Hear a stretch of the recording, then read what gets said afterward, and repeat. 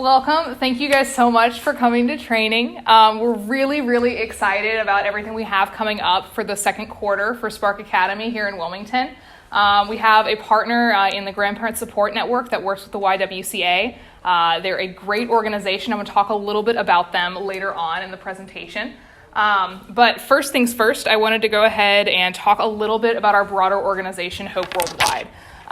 It is a faith-based international nonprofit that works in over 50 different countries and has numerous programs across the United States and around the world. And our focus is primarily on mobilizing volunteers to be able to respond to needs around the world. And so when it comes to Spark Academy, we kind of envelop a couple of different elements of Hope Worldwide's mission.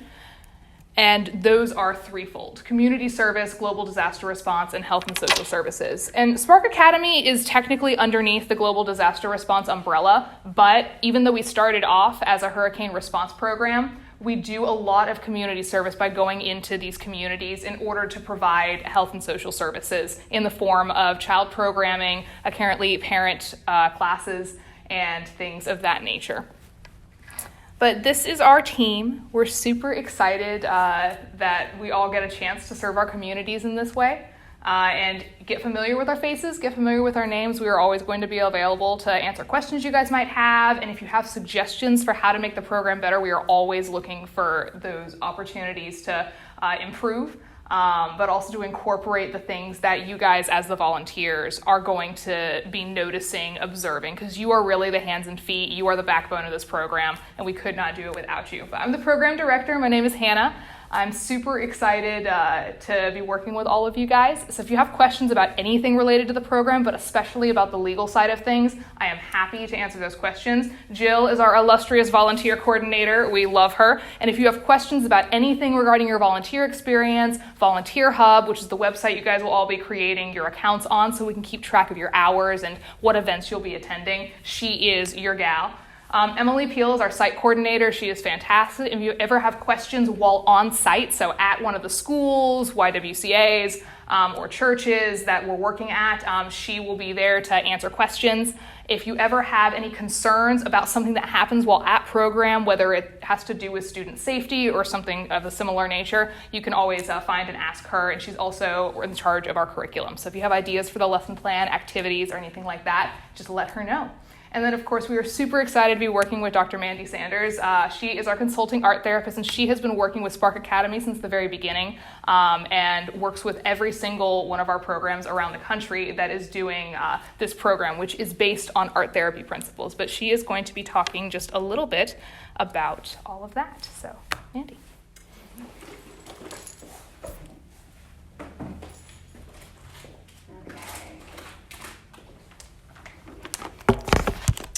Well, thank you so much for having me. Like Hannah was saying, my name is Dr. Mannus Sanders, and I actually have a background in mental health counseling as well as art therapy.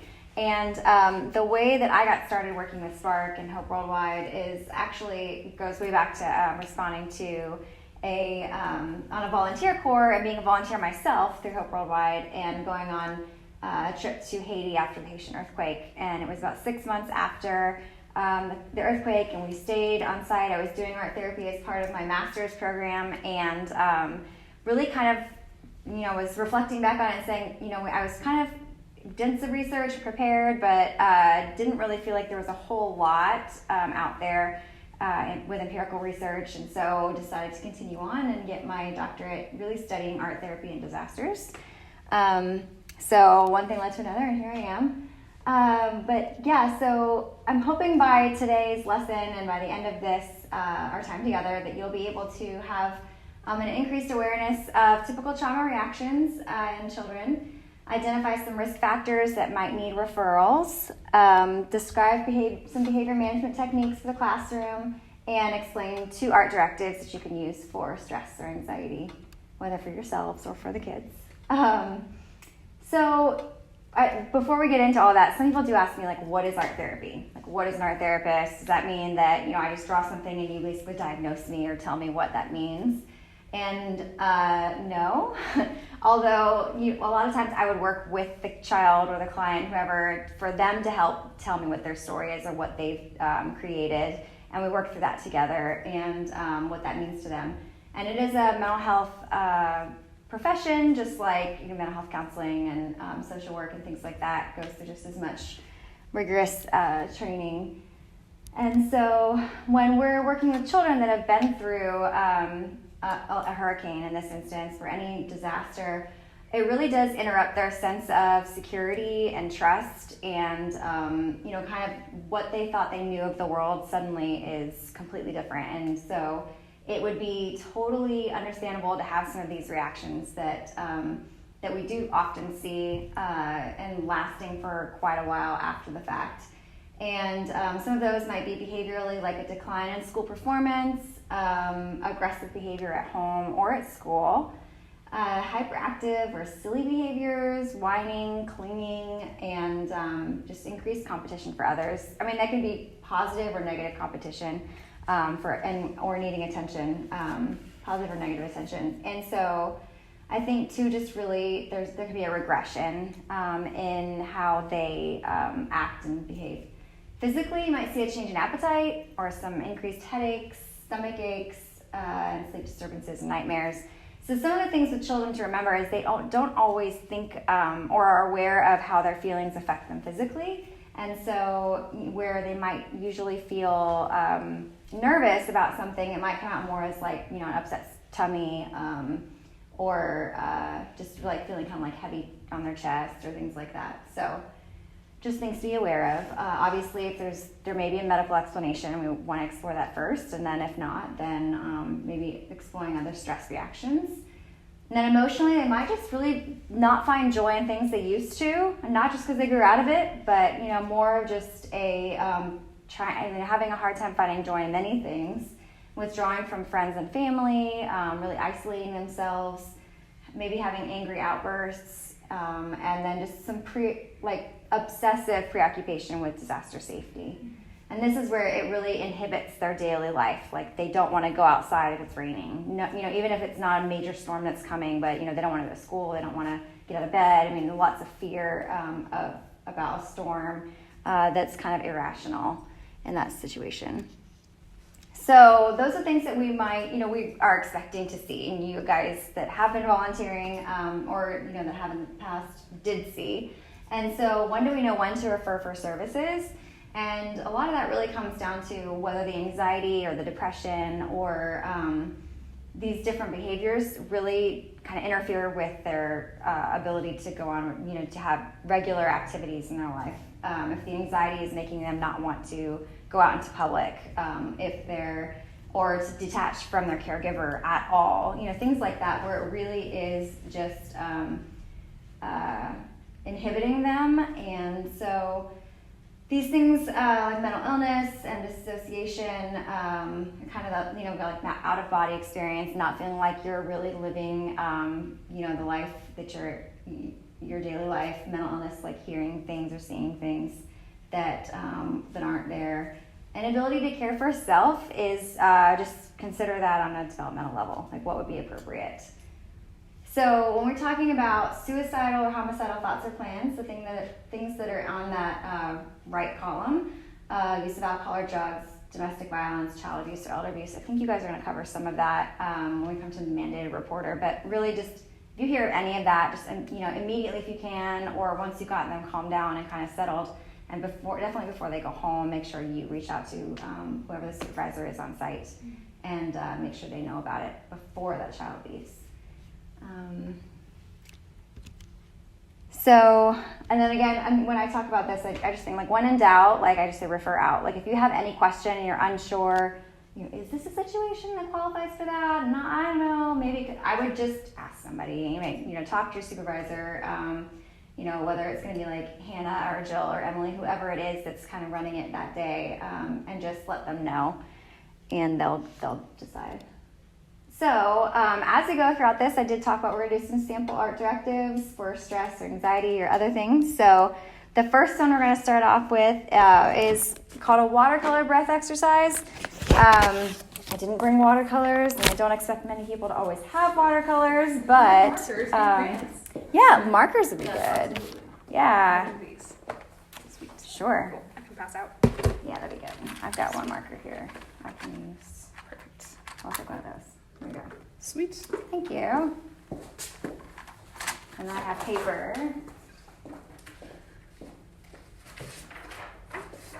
Pass it around, pass it. Okay.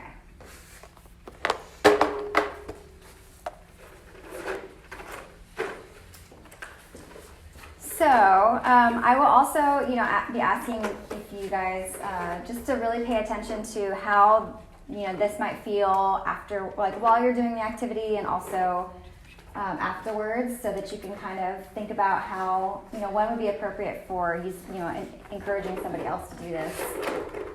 So the watercolor breath exercise we're going to do with markers. You can do it with whatever you have, but the point of it really is just like any typical breathing exercise. We're really wanting to focus on the breath, the inhale, the exhale, and really to kind of calm and soothe and relax.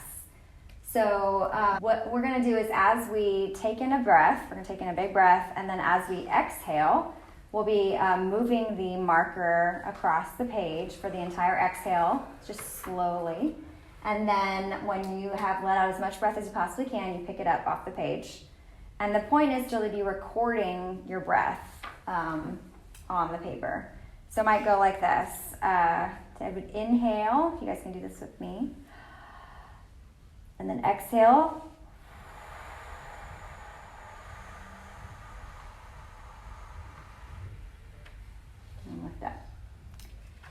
So I actually did a pretty good job on this one. But if I didn't get all the way across the page, then I would say, let's try that again and see if you can take a deeper breath and let it go even farther. So let's try that again. Take a big breath and exhale.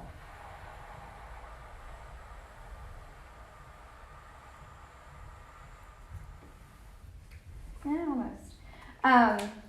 So, if you're in a situation where maybe the page, you can really go really far on the page is, not big enough for how they're, making their breath lines, and they're still going slow, make sure we're not going too fast with the marker. You can always do like a wavy line because it takes up more space, takes longer to get all the way across the page. So like that would be breathing in and exhaling.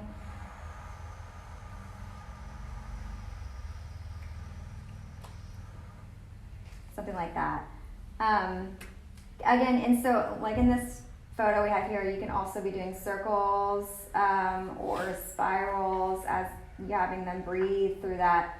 And the goal is to challenge them to be able to do a bigger, breathing in and taking deeper breaths and slowly breathing out, and then to really fill up the page. However you choose to do it with them, whether it's going to be straight, wavy, spirals.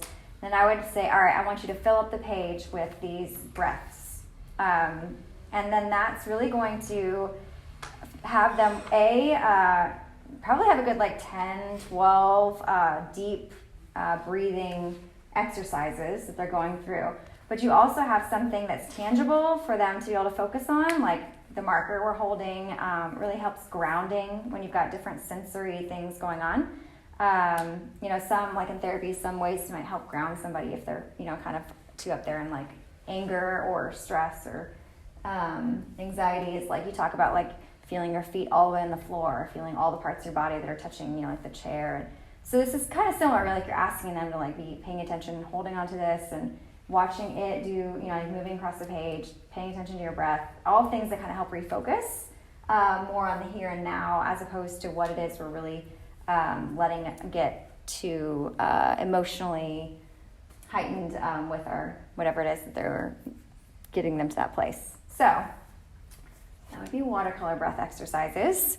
So that's one activity you can do. Again, so these are kind of the different activities we're going to be doing are things you can kind of just put in your back pocket and kind of think about They may not be directly written into your curriculum that you're going to do with the kids, but there are things that if a situation arises and you feel like, hey, this kid might need something to connect with me or something just to distract them from whatever's going on, these are different things you can probably do in those situations. So we kind of talked about this. What is art therapy? Art uses art and art materials to help improve functioning and well-being in the same way that a talk therapist might set goals and have a therapy session that we're going to work towards these goals. We do this similar with art therapy using certain materials. Certain art materials will help control or elicit more emotions. And there's this quote that I like to use from Irvin Yalom to really kind of help explain why art is important for processing and emotions. So he wrote in 1989, "First, there is a barrier between image and language. Mind thinks in images, but to communicate with another, must transform image into thought and then thought into language. That march from image to thought to language is treacherous. Casualties occur. The rich, fleecy texture of image, its extraordinary plasticity and flexibility, its private nostalgic hues, all are lost when image is crammed into language." I will say there are a very small percentage of people that have the talent to be able to basically use language and words to create a beautiful image that we can all kind of follow along with. But I would say that's not a lot of the population, and they're probably often young adults or adults.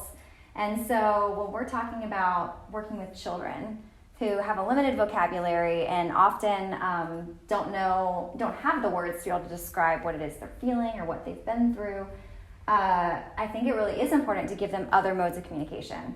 And so whether that is using their body and doing the theater and dance and things like that, or sports and art, it's giving them another way to communicate with us and to tell their story and to interact with each other.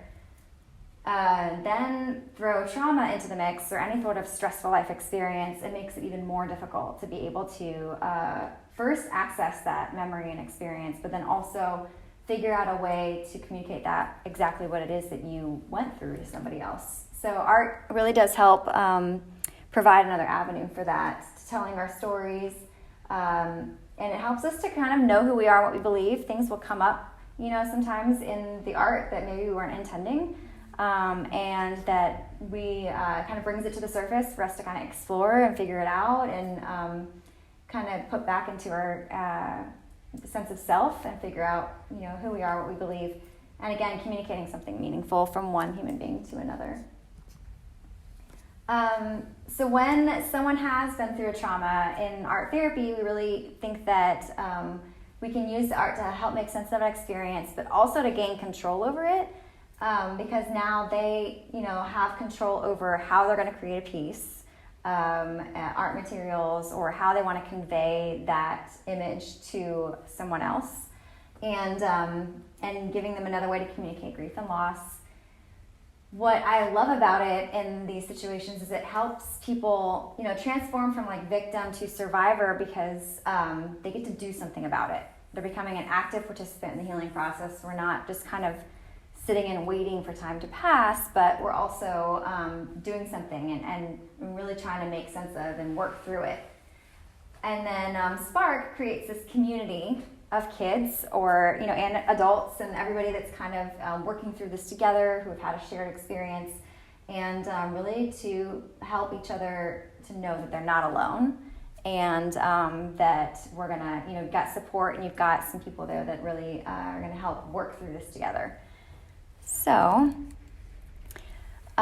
since we are using art in the program, and it is going to be an art therapy based program in one of the classes, I don't believe you guys can all become art therapists within this hour, but I do want you to feel confident that you can go into these classes with the tools that you need to be able to provide a great activity or environment for the kids to be able to process what their experiences and are. So what I have here is just like a little visual for you to remember, and it really focuses more on creativity than the communication.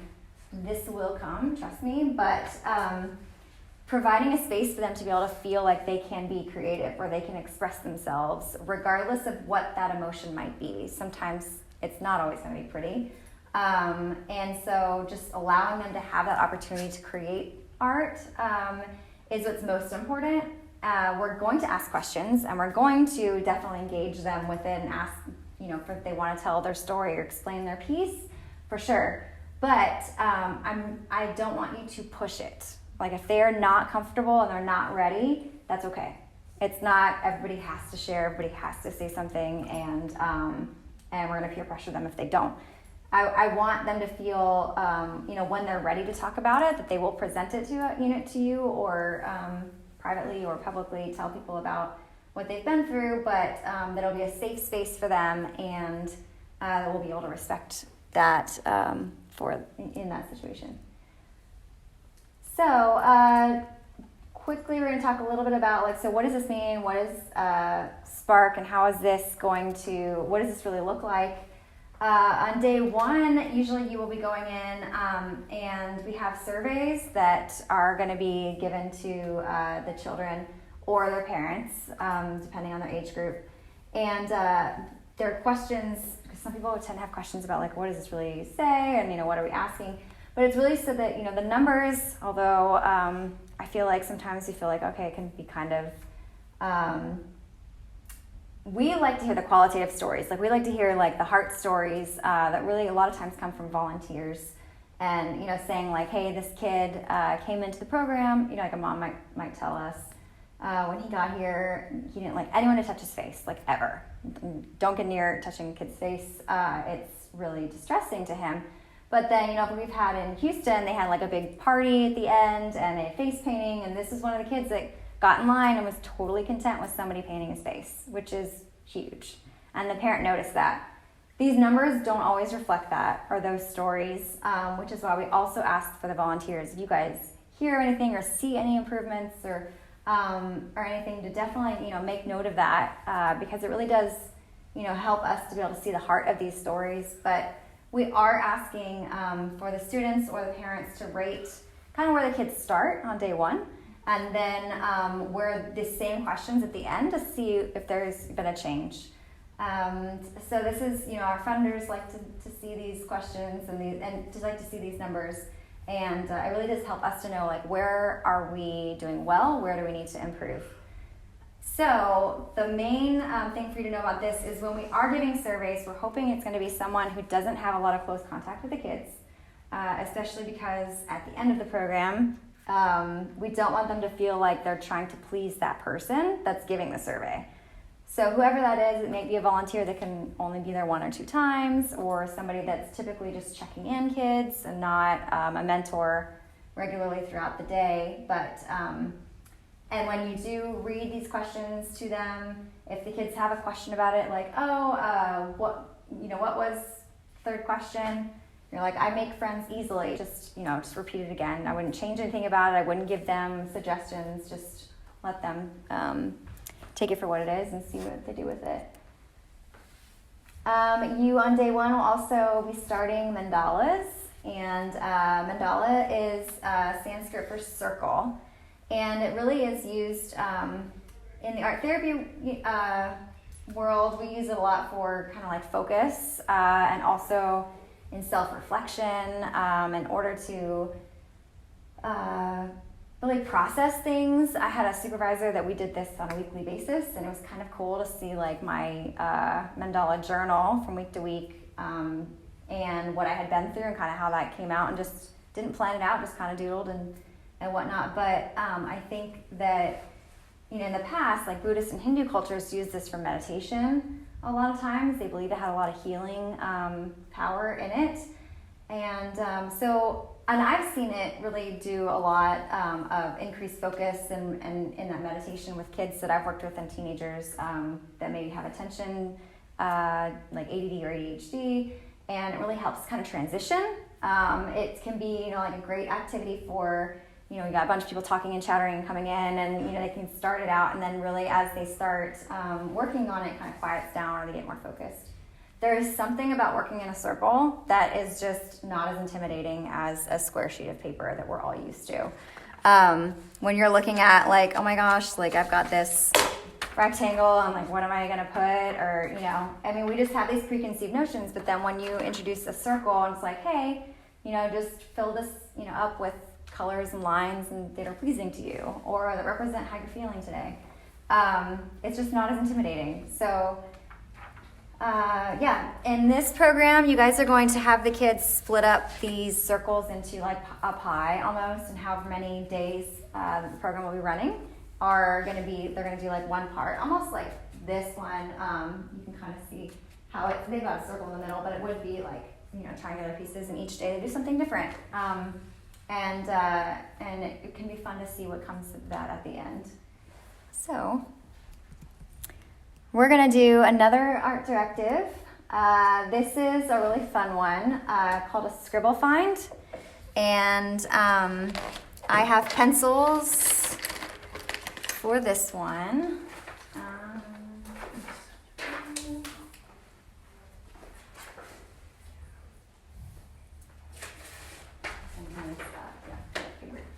If you want to pass some of that down. Okay. So this is a fun, I guess I'll move my watercolor out from behind it. Okay.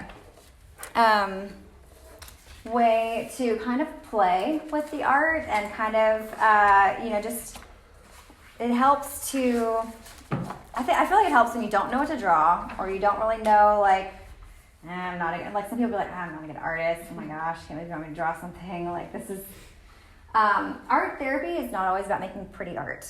It really isn't. Yes, sometimes we do end up making beautiful, large community sculptures and things like that, but sometimes it's really, about what it is that we're feeling, and that's not always pretty. Or, things where it's just experimenting, which is a lot of what this one's about.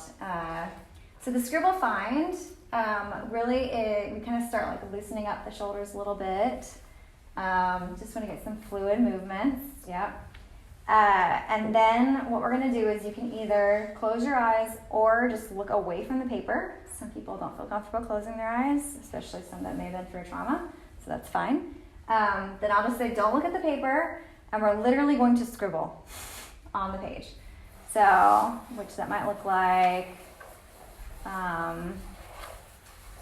just feel like until you think you've done enough lines to make an interesting scribble, like maybe that one was on the screen, or this one.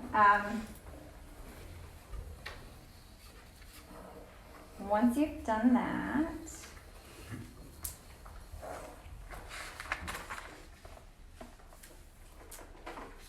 okay, so then once you've stopped, what we're going to do is you can either, and if you have kids you're working with, you can either have them put it down on the ground and walk around and look at it, or literally just keep rotating the image until you see something and it like pops out at you. And like for some people, like I'll just show you this one. Sometimes I like, okay, who, I'll ask like, what do you see in this? And I get most, like all these different responses. Some things that I never even saw. I think I've heard like an elephant. I've heard a butterfly, a basketball, baseball, lots of different things that people see. Which now I see them, but I didn't when I first made it. And what I saw was actually this vulture guy. And I imagine you guys probably would have had a hard time seeing that, maybe, if I didn't draw it out. So basically what I ask is that whatever you see, you bring it to the surface for us. And when I did this, I added things to it, like I added this branch, I did some shading, I kind of added like these, like the fingers for his wings, or the feathers, whatever you want to call them. Yeah. And so that it kind of bring it to life. Now, it's not something I usually draw. I mean, I probably would have, if I was challenged to draw a vulture without doing it like this, would have tried way too hard to make it look perfect, like a typical, like that's just how I am. So I like these because I feel like I already know it's not going to be this perfect image of whatever it's just going to be a fun activity. So I'll give you a few minutes if you want to try this for yourself.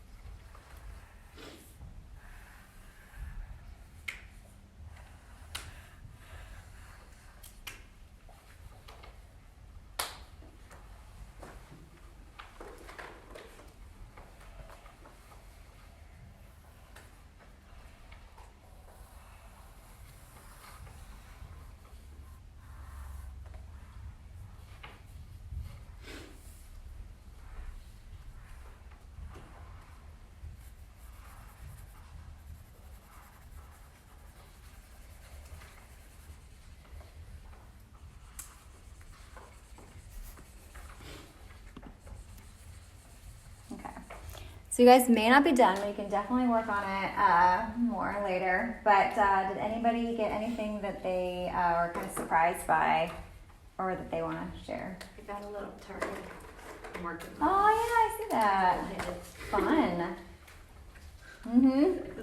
So sometimes, that's what I love about these is they're kind of like interactive, kind of like a puzzle or a just engaging game kind of gets you like started from somewhere.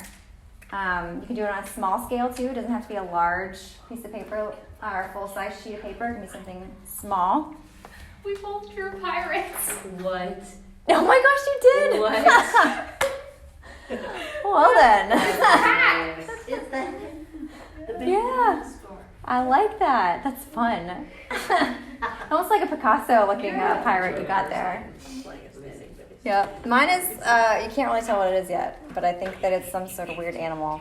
Like That a raccoon-looking thing, kind of, yeah, I feel like there's a big nose Oh, I love yeah. that. and the mouth, like his nostrils and Looks like, a little mouth. yeah, and some sort of ear, maybe the eye somewhere, and like a gerbil or hamster, I don't even know, body. We'll see. I literally, like, I couldn't stop seeing this shape.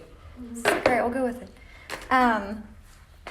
So yeah, again, this is going to be a fun interactive. And another program, they did something similar to this, kind of branching off of this activity and said, you know, one time sitting with a kid and just had another person like call something out, and they kind of, like the volunteer and the kid would race to see who could draw whatever it was first. Like you call out cat, and you're like, okay, you know, drawing, you know. So it kind of just makes, it teaches that like this can be fun and it doesn't have to be this masterpiece of an artwork. It really is just can help build relationships. So some helping skills for volunteers. I have a sheet that is available to be emailed out, but also for you guys to take home. That really has this on it, so you don't have to memorize it. You don't have to even write all this down. But there's this, the encourages attending behaviors. It really is like different listening behaviors, and I'm not going to read through all of them, but the one or two that people tend to kind of be like surprised by are let's see, where is it? Open stance, O. And let's see, I think it's G. So basically what these are for is kind of really to help improve sometimes our letting somebody else know that we're paying attention and we're listening to what they have to say, which even with the best intentions, and we really probably are listening to them, but there's ways to communicate that non-verbally in order to really just help them feel more comfortable and maybe be able to explore those feelings more.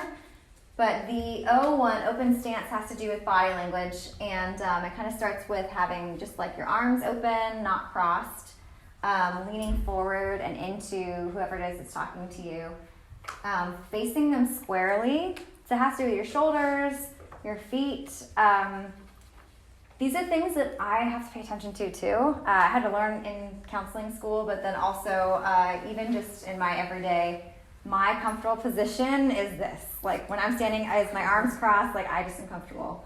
It doesn't mean I'm closed off, but some people might read it that way. So when someone starts kind of being more vulnerable or talking to me about something that's more sensitive, I try to make a point to like uncross my arms and like hold my hands together or something where they know that I really do want to hear what they have to say. Maybe leaning in and facing them instead of like kind of facing the door or the corner and or the next person I want to go talk to. It really does let them know I'm right here. I'm focused on you. And then G is matching grammatical style and pace of speech. It might be obvious, but with kids, use the same language they're using.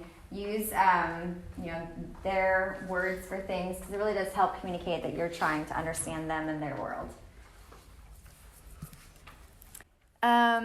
So self-disclosure. So sometimes when we hear things that might be difficult or even hearing disaster stories, since you guys are living in an area where you may have experienced and lived through or had different things that you went through with the hurricane that you are reminded of and maybe you want to talk about, I ask that you first just consider your motives and not that there's anything wrong with that. I certainly think that there is, a time and a place that, sharing and self-disclosure of what we've been through is appropriate. But just thinking more about, is this because I'm just triggered and reminded of it, and that's why I want to talk, to share with this kid what I went through? Or is it something that really does relate to them and that they, can help them know that someone else has been through this, that, they were able to, be able to still do well afterwards and get help and different things. Also, another way is when you think about that is I would wonder if there's another kid that maybe you've spoken with that's been through that, and you can help, find a way to connect them. But again, I'm not saying not to self-disclose and not to share our stories, but just kind of think about it for a minute and say, is this really for helping them or is this just to help me? So I have a short video that's by Dr. Brene Brown. And she is a professor of social work at the University of Houston, Texas, I think. It's just about empathy and sympathy. Again, when you're hearing things that might be difficult, just something to sort of think about in our responses.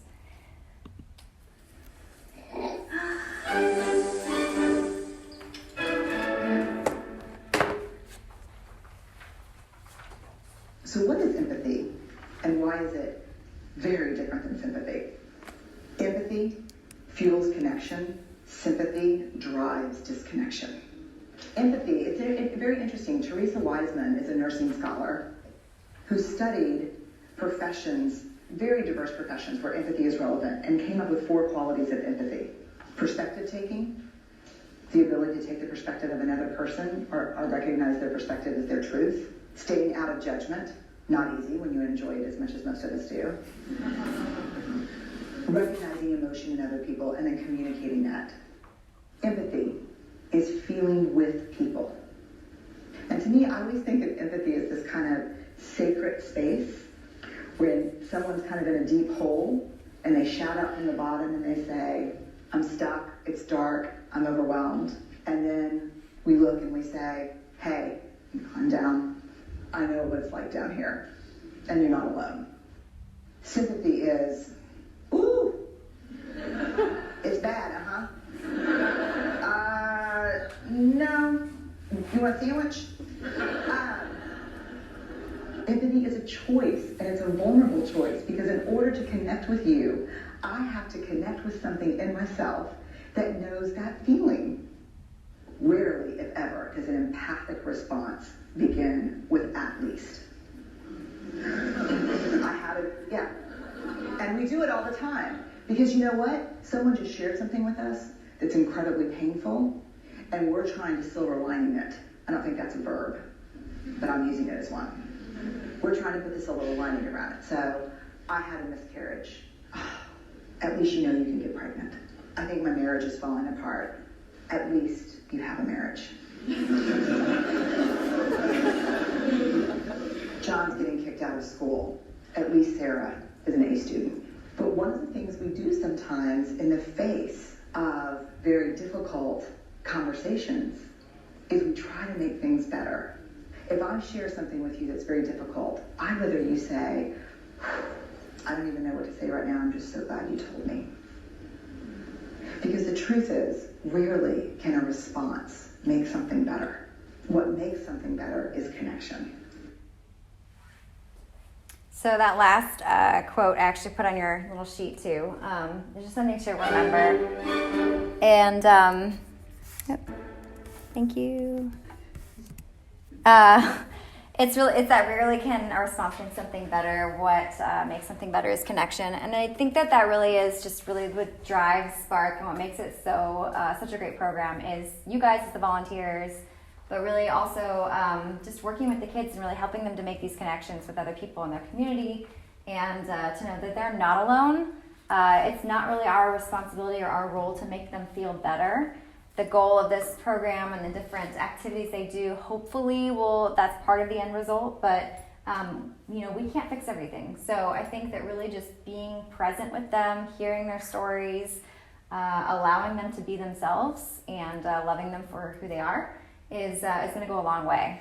So don't feel like you have to have the right answer. Don't feel like you have to know it all or even remember all the stuff from this training, but really just having that heart and wanting to witness their story is incredible.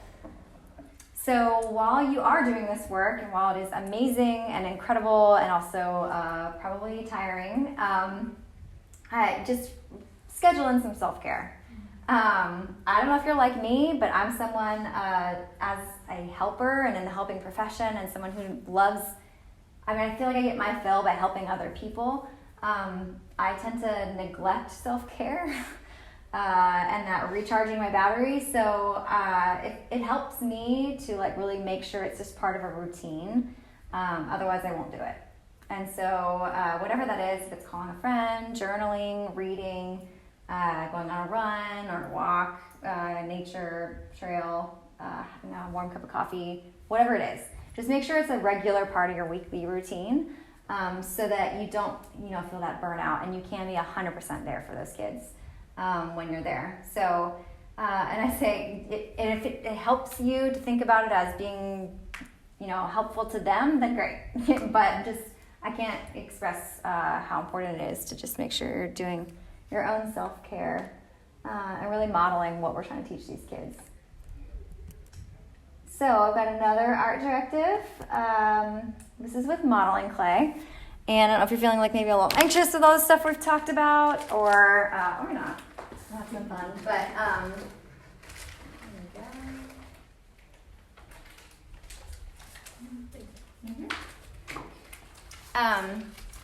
so modeling clay is you're going to be able to tell as soon as you start playing with this.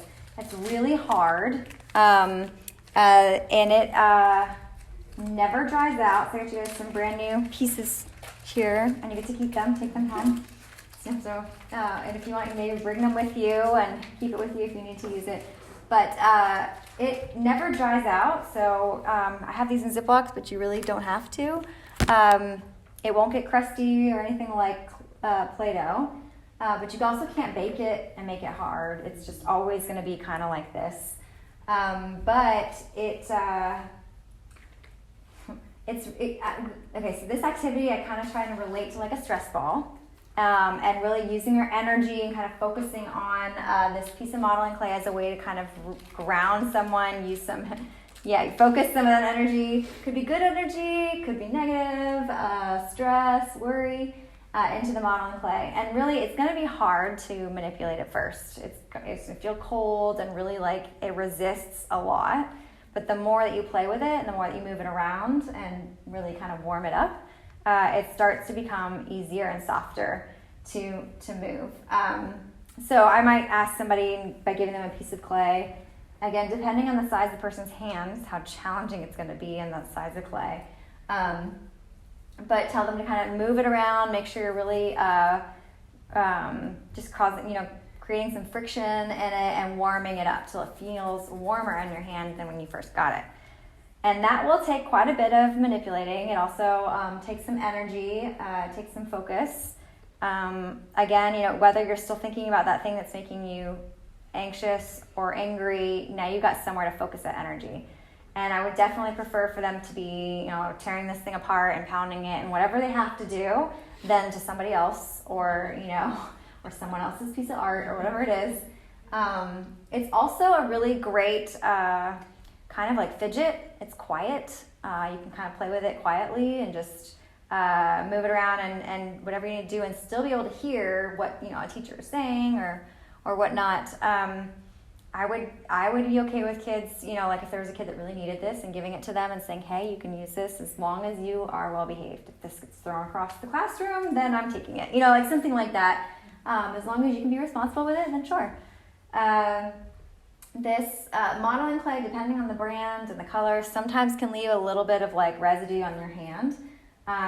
It easily comes off. I've got wipes for you guys to wipe it off. But it comes off. It doesn't like permanently stain your skin or anything.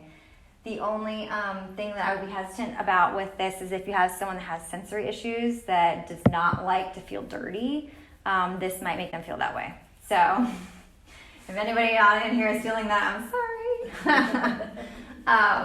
These were clean pieces before I gave them to you. No. But no, it will feel like, sometimes it'll feel a little sticky or dry, or your hand might feel dry, but it comes right off. And so, so this is the modeling clay. Again, it can be good for just refocusing somebody and for stress and anxiety. So that's pretty much it. I'm definitely here for questions. I have my email up here if you guys have anything that come up that you want to ask me or need some direction. But thank you so much, and I will pass on. Thank you so much, Dr. Sanders. She is an incredible resource for anyone that wants to work in the art class. Please reach out to her. Please ask her questions. She is a phenomenal counselor, a great person, and just really loves these kids, even if she never gets a chance to meet them.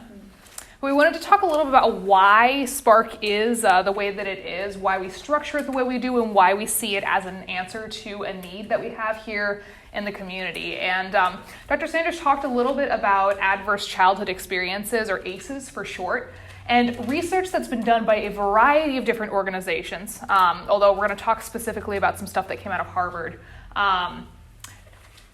Research shows that ACEs, if you're not offering support to the children that are experiencing these things, so things like natural disasters or living in poverty, having loss of family members, being surrounded by violence, anything of that nature, it will lead to what we often see as like PTSD-like symptoms in kids, especially between the ages of 5 and 12.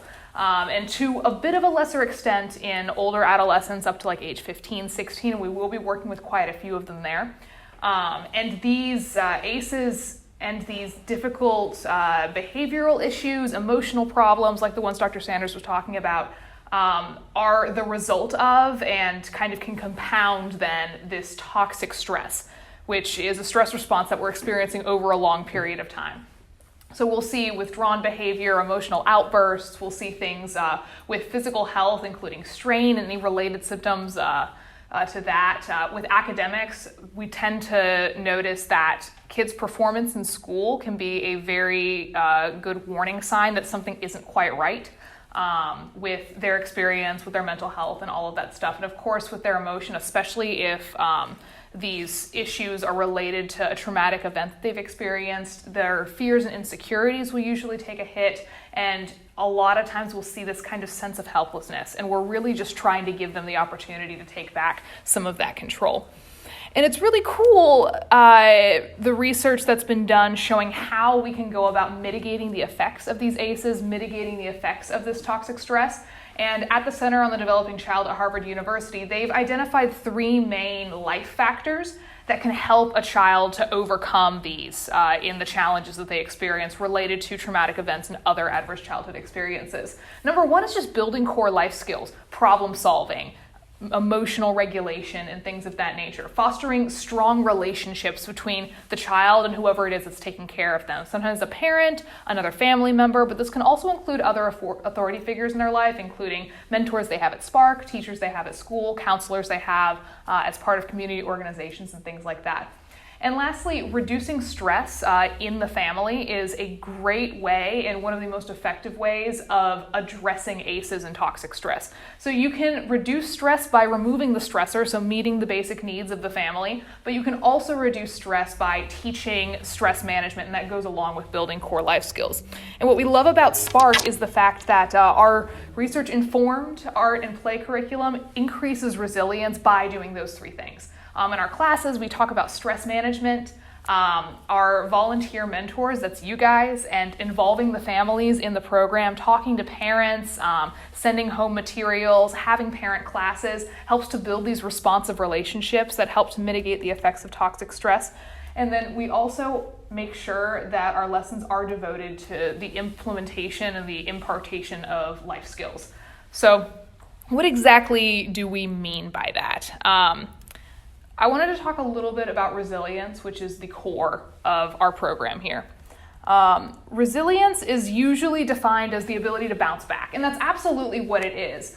But we like to take more of a broader perspective on resilience as a concept, and we say that it's advancing despite adversity. We're training our brains to respond to things not in immediately reactive emotional ways, but in ways that are constructive, that are helping us to improve ourselves, that are helping us to be stronger in the face of challenges and adversity, and taking those opportunities to develop in our character and in our life skills whenever things get difficult. And research that was done in 2016 really boiled down all of these characteristics that help us to be resilient into these 6 primary domains. And these 6 primary domains are where we get the stress management and life skills component of the research that we were talking about from Harvard. And these 6 domains are the focus of each of the first 6 sessions that we typically do in our program. So it's very important to be familiar with them. Vision or setting goals is one of the most important ones. It helps kids to develop a sense of purpose. It emphasizes the fact that life isn't just something that happens to you, it's something that you do, giving them a little bit of control. And this idea of congruence, incongruence is essentially, to the best of my understanding, and I'm sure Dr. Sanders knows a little bit more about this than I do, is this gap between who we are and who we have our ideal self constructed as in our minds. And when we're able to break that down and say, no, I'm not just going to wish for something for the future, I will do these things, and seeing yourself as that ideal self as opposed to getting stuck in the, no, there's a difference here. It's a very, very useful skill for them to have. Reasoning or problem solving is trying to get kids to use their resources and to anticipate challenges they might have and then plan around those things. We talk about weighing pros and cons of different solutions and making sure that whenever we do come across a problem, we don't just immediately give up. And that relates to tenacity or perseverance, which a lot of people would say is kind of the cornerstone of resilience. Being persistent, being realistically optimistic, because optimism can be dangerous, and so we talk about what it means to be optimistic without being overly optimistic, and learning how to bounce back when things get difficult, or when we face rejection, frustration, and things of that nature.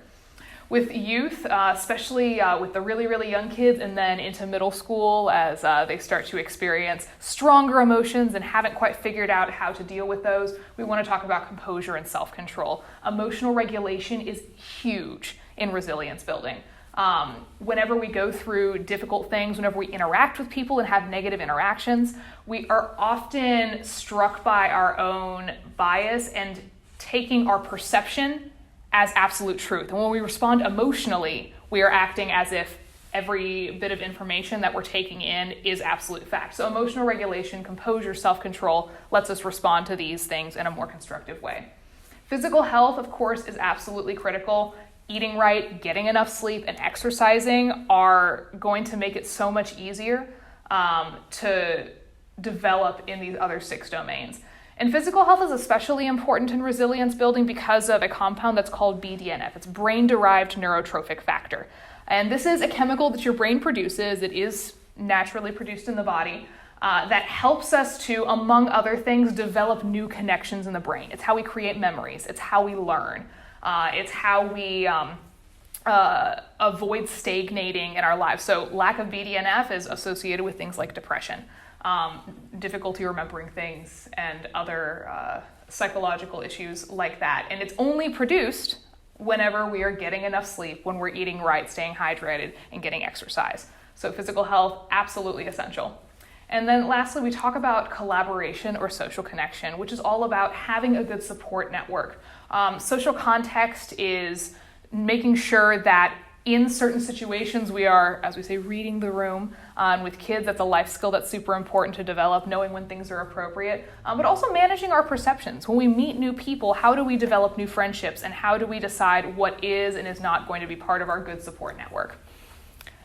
For the scholastically oriented, if you're interested in reading more about this, the specific study that these 6 domains come from is Rossau and Rossau, which was a study done in 2016. It's a massive review of all of the resilience literature over the last 50 to 70 years. It's a huge, huge undertaking that they went through, and it's very, very useful.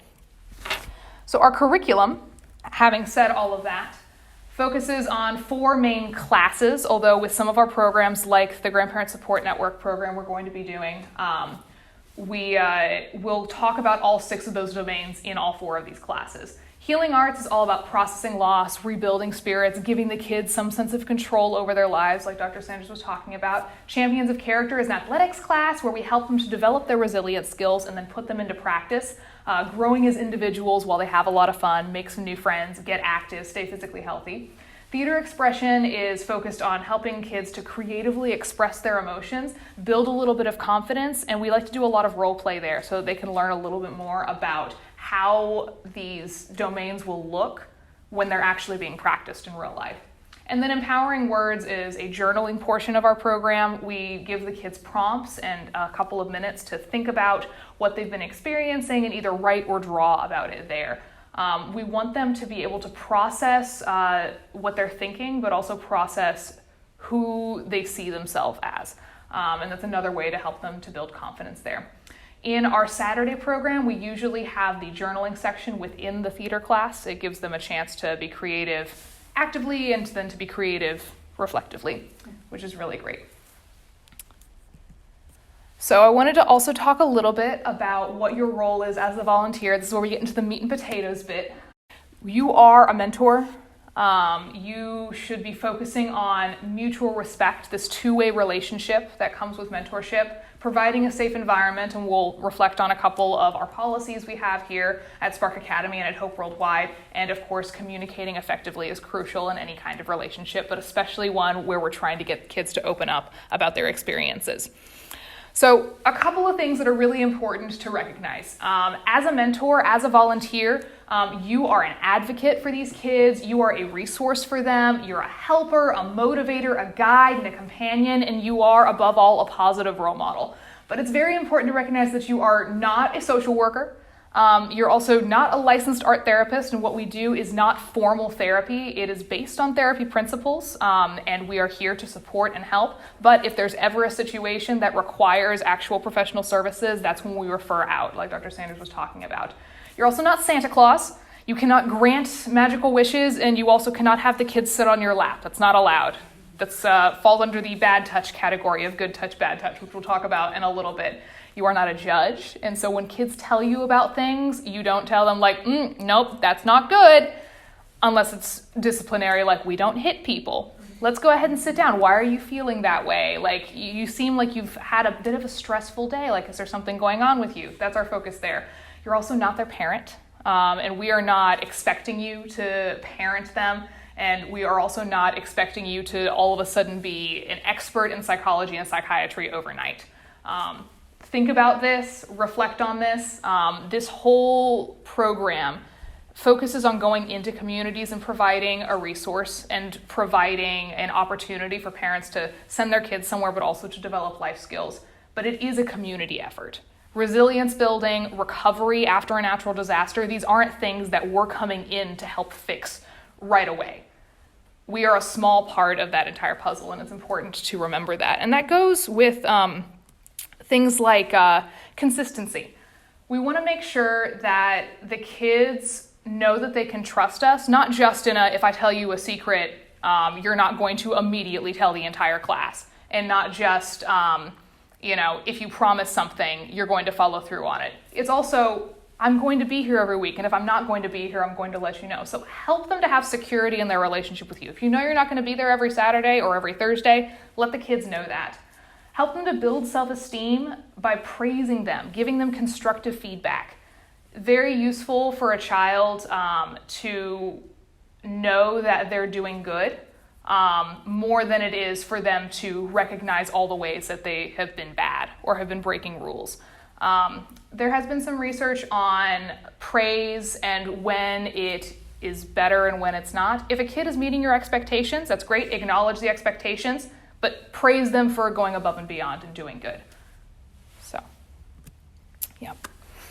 Now, when it comes to showing mutual respect, there are some families that we're going to be working with who do not have a lot, who have been through a lot of difficulties, whether it be storm-related or other natural disaster-related or other kinds of trauma. Many of these live in impoverished communities. Many have experienced a lot of violence in their lives. With the Grandparent Support Network in particular, we're working with kids who are being raised by their grandparents for one reason or another. So a lot of times it's incarcerated parents, parents who have perished young. And so it's important when we go in that we're not coming in with some kind of savior complex. Like, yes, we are here to fix all of your problems, or yes, in my great bounty, I am coming to provide. Because that's not what this is. It is a mutual relationship. And we have to recognize that poverty, in its truest sense and in the effect that it has on people, is not a material thing. It is a relational thing. It's a broken relationship between a person and their sense of selfhood, between a person and society, between a person and the rest of the world, or between a person and whatever higher power they believe in. So it's important to recognize within ourselves our own poverty, all the places where you feel disconnected from the rest of society. So someone who is materially poor might feel like their needs aren't being met and they are looked down upon by the rest of society. That's where that broken relationship comes from. Or they might feel like life is unfair, everyone is out to get them, and that's a sense of disconnect between themselves and a higher power. And then living in material poverty or experiencing a traumatic event can really mess with your sense of self, and that's a broken relationship between self and self. And so it's important that we come in as equals with the people that we're working with, whether it be the kids or their families, and rethink one-way giving. Toxic charity is very prevalent in the United States, and it's just all over Western society. But giving things out, handouts that are unprompted, really detracts from the dignity of who we're giving to. We have a lot of great resources. We have art materials, we have a fun curriculum, we have volunteers that are super excited to work with the kids, and we are offering them, but they don't have to be taken. And it's important within this relationship to look for the strengths of the people that we're helping. This is a two-way relationship. We're providing, but they're providing, and all of us are coming together to create something new. We are doing things with them rather than just doing things for them. We are trying to empower these kids so that they feel like they have some control over their lives, and we're also trying to empower these families, these communities, to be able to help themselves. So identifying the abilities of a specific child who feels like they have nothing to give can go such a long way towards making them feel better about themselves and helping them be more resilient. Now we're going to talk a little bit about our policies, the rules that we have. When it comes to injuries, hopefully nothing that we do is going to be dangerous enough to lead to some very severe injuries, but we know that accidents happen. So minor cuts, scrapes, bumps, bruises, and things like that, we do have a first aid kit on site at all times, and volunteers can treat that. Just make sure you fill out a form that we will provide to you. That's an incident report that we can show to the parents to be like, all right, your kid was running around, fell and bumped his knee. We put a Band-Aid on it and he's fine now. Any other serious injuries, so bleeding or worse, broken bones, head injuries, anything of that nature, notify the site coordinator, Emily, immediately. If you can't find her right away, come to me or Jill. We will definitely need to fill out an incident report for that, and we may be able to treat it on site, but anything that we don't feel that the volunteers there are able to treat, we are going to send the child to a hospital or an urgent care. When it comes to things like child abuse, whether it's happening at the program or at home, we are, because we work with children, mandated reporters in the state of North Carolina. We are required by law to disclose this to the relevant authorities if we even suspect that a child is being abused while in our care or when they're at home or at school or anything like that. Don't share details of any of these allegations with anybody except for one of our staff, myself, Jill, or Emily. We will pass it on to the relevant authorities. But pay attention for physical signs of abuse on a child, but also things that they might say that might be concerning, or anything that comes up in their journals or artwork. Be aware that this is something that is above all of our pay grades, and that is why we have mandated reporter status here, to make sure that the child is getting the care and the protection that they need if they are, in fact, being abused. On a slightly lighter note, we do keep track of child allergies, whether it's us, Spark Academy, being liable for their safety, or whatever program it is that they're a part of. So, for instance, Grandparent Support Network keeps track of all of their health information, and they will let us know if they have any allergies that we should be aware of. And just to be safe, Spark Academy is always going to be a peanut-free environment. It's a common enough allergy that people have violent reactions to that we avoid that as much as possible. If you bring your own snacks or you bring your own lunch, please don't share those with students, no matter how much they might ask for them, especially with the younger kids. They don't always know what's good for them. And just for safety and health reasons, we want to make sure that everybody is only getting stuff that has been prepared cleanly, sterilely, and everyone's eating their own food. So that's good. Probably the most important rule that we have at Spark Academy and anywhere where children are being worked with is the two-person rule. We never, ever, ever have a volunteer alone with the children, especially one-on-one. If there is a volunteer alone with a child, there is no one there to bear witness to what might happen there. So if we ever have an allegation of abuse, this is not just for the protection of the child, but also for the protection of our volunteers. Even with a large group of kids, we'd like to have 2 volunteers there. So, for instance, when taking students to the restroom, we need to make sure we have at least 2 volunteers that are the same gender as the students in the bathroom with them. Obviously, not in the stall, that would be weird, but keeping eyes on each other and keeping eyes on all of the children. But if for whatever reason, let's say we don't have enough guy volunteers there that week, it's fine to have one of them standing in the bathroom with the door open and a second volunteer, perhaps female, standing outside where they can both keep an eye on each other. When it comes to communicating effectively, we need to communicate effectively with each other. That's, of course, very important.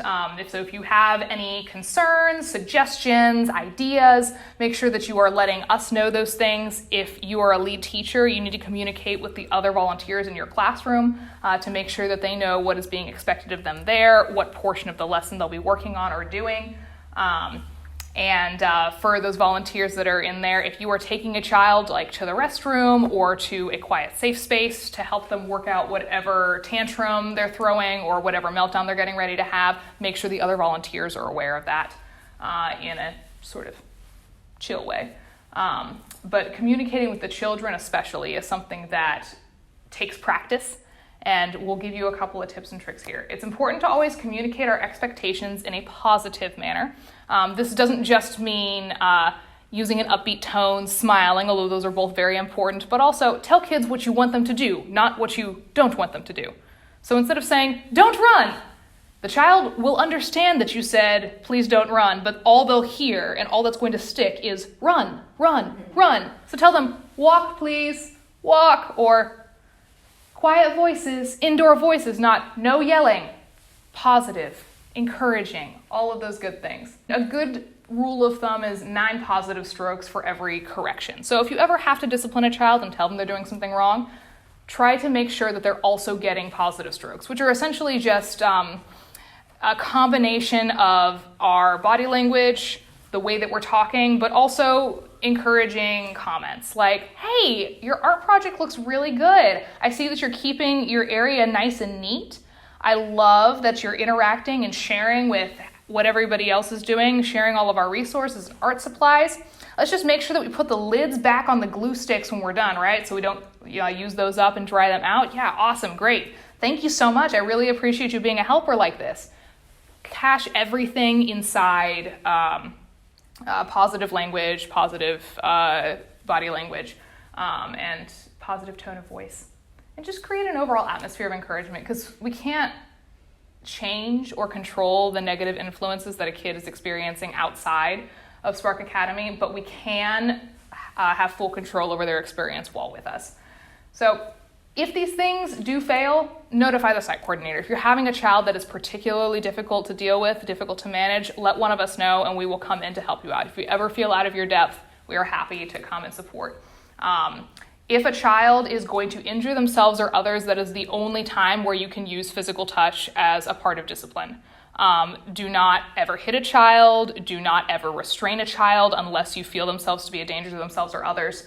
And when it comes to good touches and bad touches, top of the head, back of the upper back, on shoulders, those are fine. If a child comes up and hugs you, that is totally okay.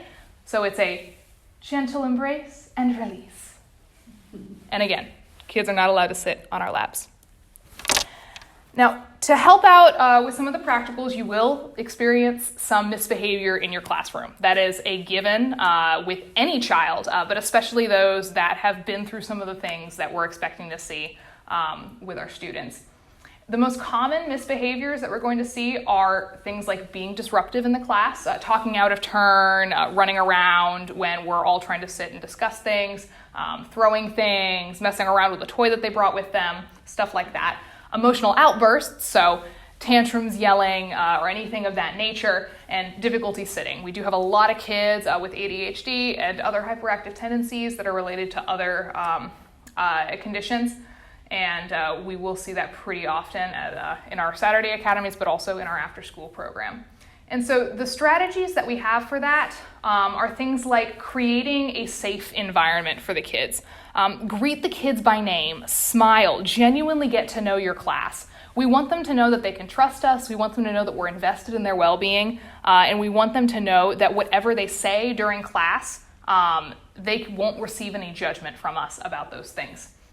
It helps to also provide a quiet de-stress space. Maybe it's out in the hallway or in one corner of the classroom, but if you have a child who is having a particularly difficult time, it's good to provide a place for them to go to where they won't be disruptive to the other students, and so that volunteers can have somewhere to take them to go through some of those de-stress exercises that Dr. Sanders was sharing with you guys. So whether that be the clay or the breathing things or the scribbling, or even if it's just a couple of deep breath exercises, which we go through in the lesson on self-control, is always a nice tool to have in your toolkit there. But again, the de-stress space needs to be somewhere where volunteers can see each other, because we never want to have a volunteer that is alone with a child. Of course, any of you guys who have ever worked with kids before know how important it is to set clear expectations. And that goes along with creating security and being predictable and being consistent with the kids. Ensure that all the rules are clearly communicated before class begins, and of course communicate them in a positive way. And then looking beyond the behavior is all about not just correcting the immediate behavior, although that's definitely a part of it. It's trying to take the kid's perspective in all of this and identifying the underlying causes, things that we can address to help them in the long run. So if you have a child who is being very physically rowdy, is pushing the other kids, is running around and charging them, is throwing things at other people, get them to the safe, quiet, de-stress space and talk to them a little about, hey, you look like you got a lot of energy today, but you also seem like you might be upset about something. Is everything okay? How are you feeling today? Are you sad? Are you hungry? Ask them questions. Get them to talk and open up. They might not talk to you, but it is very important not to react quickly and emotionally to a child's misbehavior. Instead, ask yourself, why are they acting this way? And see what you can do to address that. So the general flow of something like this would be an immediate correction. All right, so you're all sitting in class and we have one kid who keeps wanting to stand up and run around and play tag with one of the other kids while the lead teacher is teaching. Lead teacher, while they're talking, don't just let things like that slide. It can be very disruptive to the other kids, but do a quick, without drama comment, a reminder, cueing the behavior. So for instance, All right, we're all sitting and listening, right? And hopefully the kids will pick up on that, come back, and continue to model the behavior that we're looking for here. Address the entire class in that case. Your first warning should be more of a one-on-one thing. Address the student directly and wait for them to acknowledge what you're saying. So for instance, let's say you have a kid who is in the back and making comments to themselves and to the people around them, sarcastically or otherwise, about everything that you're saying. So you can go like, Marcus, we're sitting and listening, right? And you wait for them to acknowledge. If they won't, that's when you can do something like offer a second warning. If you're the lead teacher, have one of the other volunteers, or if you're one of the other volunteers, take the initiative and pull that student aside. And do that looking past the behavior to probe for those underlying causes. So when you have this conversation, don't be judgmental, don't be dramatic. The kids will definitely pick up on whatever cues you're giving off. And a lot of research on classroom management and teacher behavior have suggested that we have a tendency as adults to mirror whatever it is that the student is doing. So if a child is being sullen and dramatic and sarcastic, it is our initial instinct to snap back at them. So if we pull the child aside and we're just like, hey Marcus, you got something on your mind? If you've got something you want to talk about, we're happy to talk to you about it. And she's like, what do you care? Like, I do care a lot about you. We talked a little bit last week about showing self-control, and I noticed that you seem to be having some trouble with that today. Is everything okay at home? Do you want to sit and do some breathing exercises with me? I've got an art project that I'd like to do with you. Don't overwhelm them with your words. Don't overwhelm them with information, but look past that behavior and make sure that they're doing okay. If it comes down to it, it may be necessary to remove a student, maybe one who's being particularly disruptive, and taking them to that quiet place to help them out. Again, always have 2 volunteers with them. So if it's out in the hallway or in a different classroom, have 2 of the volunteers go with them and go through some of those calming exercises in order to try to get them back on track. And once you feel like they've calmed down, ask them, are you ready to join the class again? Are you ready to do this activity now? And if they say no, that's totally fine. No judgment. They can stay there and keep working through whatever it is they need to. So the summary of each of our programs is as follows. We will have a couple more Saturday sessions left in our first quarter program, and those are up at Old Dock Elementary in Whiteville. So for those of you guys willing to make the commute, it's a great program. We love the students up there. At 8 a.m. is when we want all volunteers to report for duty. We'll provide breakfast, a quick briefing, and those who are leading their classes can go and set up their classrooms. And we have 3 class rotations over the course of that Saturday. One from 9 to 9:50, another from 10 to 10:50, another from 11 to 11:50, and then at noon, we all gather up and volunteers and students all eat lunch together. And then after that, we have some free time outside before parents come to pick them up at 1 o'clock. It's a very full day, but it's a lot of fun.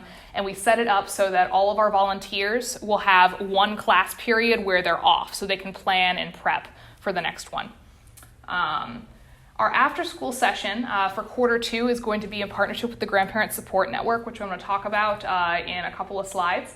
And that is going to be in the evenings on Thursdays. So at 5 o'clock is when we're aiming to have volunteers show up for briefing and setup before we begin at 6 o'clock. But we understand that for those of you guys who work, that might be difficult to swing. So it's totally fine if you show up a little bit later as long as you're there before 6 so we can make sure that everyone is aware of what we're going to be doing, where the materials are, and send volunteers to their classrooms. It'll be 2 sessions where we'll have half the students from 6 o'clock to 7 o'clock and half the students from 7 o'clock to 8 o'clock. So at 6 or 7, depending on which rotation you have, the students will work on their mandalas, and then about 10 minutes later is when we'll begin the lesson and activities. So we'll switch to the second cohort at 7 o'clock, and then at 8 o'clock, we will dismiss all the students to their caregivers. It's going to be their grandparents for the most part.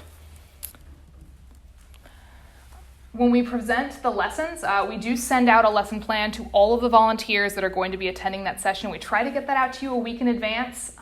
If you feel like you may have missed that email, then just let one of us know. We'd be happy to send it again. Sometimes we do forget. I do forget.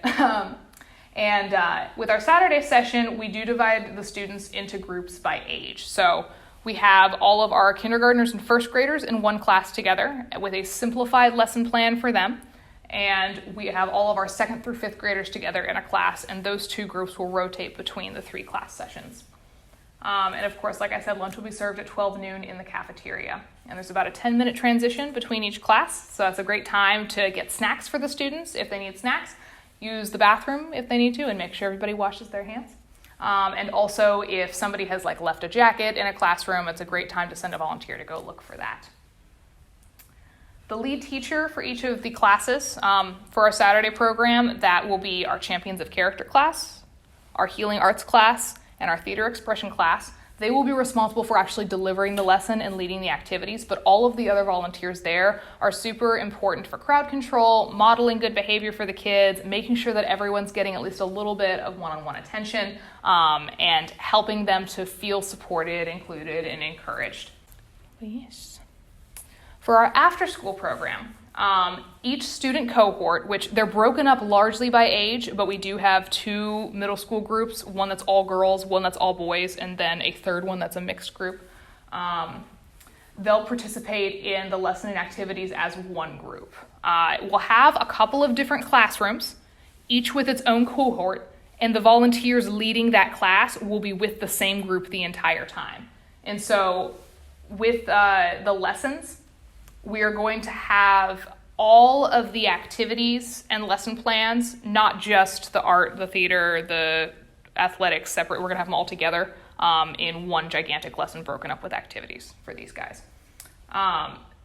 As a result, the lesson plans, the structures, the timing of everything is going to vary a little bit from week to week, so it's super important to make sure you're looking over that lesson plan whenever it goes out. So, for instance, let's say you have the 7 o'clock to 8 o'clock group.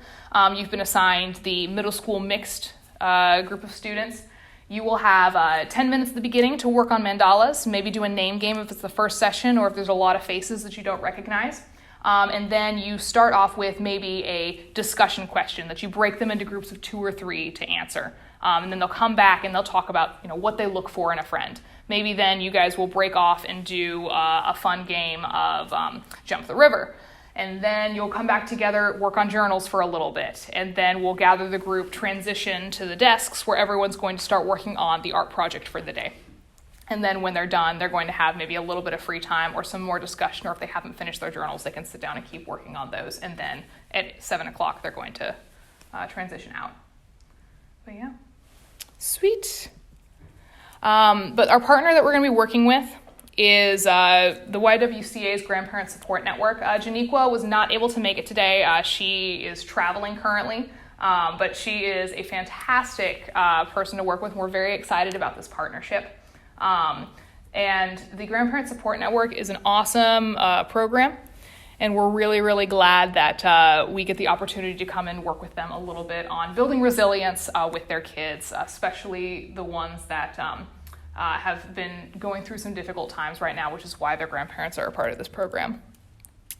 So the mission of the YWCA, specifically of the Lower Cape Fear, is eliminating racism, empowering women, and promoting peace, justice, freedom, and dignity for all, because we know that women's rights are human rights. And the Grandparent Support Network in particular is trying to give resources to grandparents who are caring for their grandchildren full-time. They have done a lot of incredible good in southeastern North Carolina, and the facilitators and volunteers are all working to help the grandparents with respite care and parental support, but also providing childcare, improving social skills with the kids, and essentially working as not just a support network for the grandparents, but also a support network for the kids.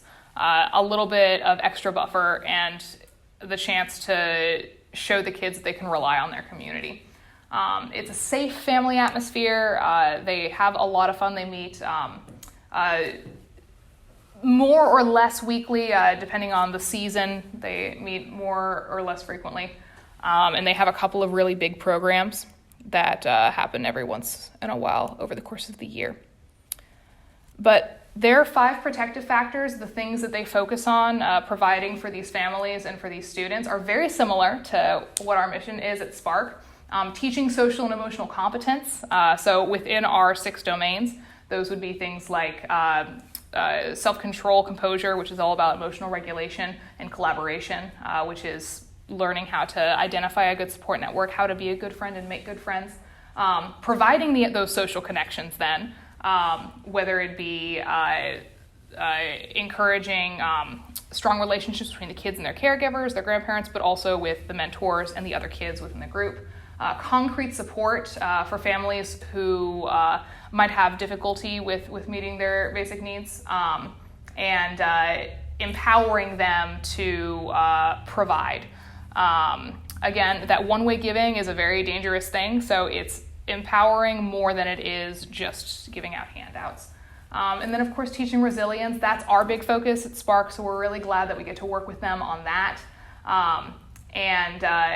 The Grandparent Support Network focuses a lot on teaching parents, teaching grandparents parenting skills, and giving them a general education on child development, which is a really, really awesome, really, really crucial thing, and something that is one element of community needs that is being met by organizations other than Spark. Like I said, we're just one piece of the puzzle when it comes to resilience building and community assistance and all of that. So the Circle of Parents model essentially means that they partner with an organization called Prevent Child Abuse America to foster those 5 strengthening factors that I mentioned. They host weekly group meetings that provide children and grandparents access to things like case management with specific mentors, resource connections, a hot meal, and then social connections, the chance for grandparents to get to know each other and the kids to get to know the other kids. There's a peer support group for grandparents providing full-time care for their grandchildren, and ongoing assistance for all of the families that are a part of the network, creating this continuum of care for the children and families, not just while they're school age, but from birth all the way until they graduate from college. About 88% of the children that come through this program show consistent positive academic progress in school, which is awesome. And every 9 weeks, there's a big old celebration to celebrate students who are doing particularly well in school, but also just the ones that have been working really hard and showing a lot of improvement. So their volunteer expectations are very similar to the ones that we have, but there are a couple that I wanted to identify as being not different from ours, but a little bit more in-depth than the things that we mentioned earlier in our presentation. Number one, activities need to all remain in open areas. So when it comes to creating that quiet, safe place, it can't be out of sight of the rest of the class. It'll be in the corner of a classroom or like further down the hallway if any of the activities are taking place in the hallway there. If there are any students that you don't recognize from week to week, there will be Grandparent Support Network staff there at all times, and they can let you know if like a child has snuck into the program. If you just kind of like go up and be like, hey, is that kid new? Or make sure you mention those sorts of things. Don't go outside alone, so communicate with the other volunteers that are there. If you need to go use the restroom, let them know that you're heading off somewhere. We need to be able to keep track of everybody, students and volunteers alike. And we will be required to wear ID badges. So we're going to have name tags for everybody while we're there. The dress code isn't going to be too much of a problem for us because you guys are all going to be wearing your fantastic Hope Worldwide Spark Academy t-shirts, which have American Red Cross written on the back, which you can't see under my jacket right now, but it's on there. Thank you, Red Cross, for supporting us financially. So these shirts, and as long as the pants you're wearing are appropriate for working with children. So nothing that's covered in rips and nothing that's too short or anything like that. And of course it goes without saying, no drugs, no alcohol, or anything of that nature. No references to such things while we're working with these kids. But yes, if you would like to learn a little bit more about the organization, here is the contact information for all of the folks that are working with the Grandparent Support Network. Evie is the one that directs this entire program. She is great. She has a fantastic daughter that I got to meet last time I met with them. And Janiqua is just an absolute joy, and we're super excited to be working with all of them. But her contact information is here, so if you have any questions for her, I can put you in touch with her, or you can take down this information yourself. But yes, Janiqua, if you're watching this, I hope I did your presentation justice. Yeah, let me know. But yes, if you don't feel like you'll be able to help out on our Saturday program or with our Grandparent Support Network partner program, there are a lot of other opportunities for you to be able to serve. We're always looking for donations. We do go through a lot of art supplies. We always need recreation equipment and food. So if you have items to donate or you know somebody who would like to give in this way, that would be awesome. And we're also always looking for community partnerships. Schools, rec centers, churches, other nonprofits, anybody who you feel like could either benefit from our program or who is doing similar work to what we're doing. We want to be able to help out the community as much as we can, and that requires an entire village of people all working together. So point people in our direction or give us contact information for other organizations. We're always looking for new partners. And then we have some community outreach events, which are one-day events that we run in conjunction with our community partners. And it's all about educating the public. Stress management, hurricane recovery, ACEs, resilience building. These are all topics that people kind of know tangentially but don't always have a ton of expertise on. So if you enjoy tabling and talking to members of the public, or if you enjoy doing carnival-style, fair-style activities with kids, please let us know. We'd love to have you come and help out at one of our community outreach events. We have one already on the books for May that we're going to need a large group of very excited and enthusiastic individuals to help us run. So please let us know if that's something that you'd be interested in doing. But yes, lastly, we do have some age requirements for our volunteers. Of course, if you are over the age of 18 and you are a legal adult in the eyes of the government, all you have to do is register with Hope Worldwide on Volunteer Hub, pass a criminal background check at the state and federal level, and once you've created your account on Volunteer Hub, the email for that will go out within a couple of days. If it doesn't, or if you have any questions about the background check, please ask me, and I am happy to answer all of those, especially if you have any concerns. And then make sure you sign the waiver on Volunteer Hub on any of the events that you're going to be attending. That's basically just saying things like, yes, if I am out serving and I trip and I fall and I break my arm, it is not Hannah's fault. If you are 15 to 17 or you know a 15 to 17-year-old who will be volunteering with us, they must also have their own account on Hope Worldwide on Volunteer Hub. And they will go through a teen screening. They are, as minors, not required to go through a full background check, but we do ask that they provide 3 adults who can be references to their character. And then they must sign the minor waiver on Volunteer Hub. The parent or guardian has to sign that, and you can print that out and bring it to the first event that the teen is volunteering at, or they can sign it online, but we need to have a copy of that. 14-year-olds and under are allowed to volunteer as long as they're 12 and up, and because of safety things, liability things, we do ask that all of the 12 to 14-year-olds are serving with a parent or guardian who will be responsible for their behavior, especially with the programs where we have students that are close to that age or are that age. And they, of course, need to also have a minor waiver that's been signed by a parent or guardian. We need to have that on file before their first event. If you have questions about any of that, please let one of us know. All of our contact information is right here. But yeah, does anyone have any questions right now? All right, well, thank you very much.